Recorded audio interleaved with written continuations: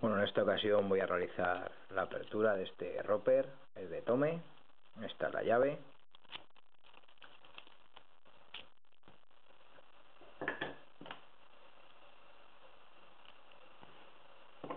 Voy a usar la Bogotá Southord de Levi,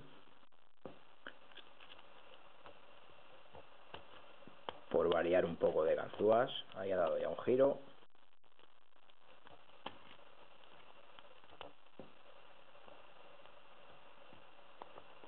Y ahí está abierto. Voy a probar por esta cara. Pues por ejemplo con su nueva ganzúa.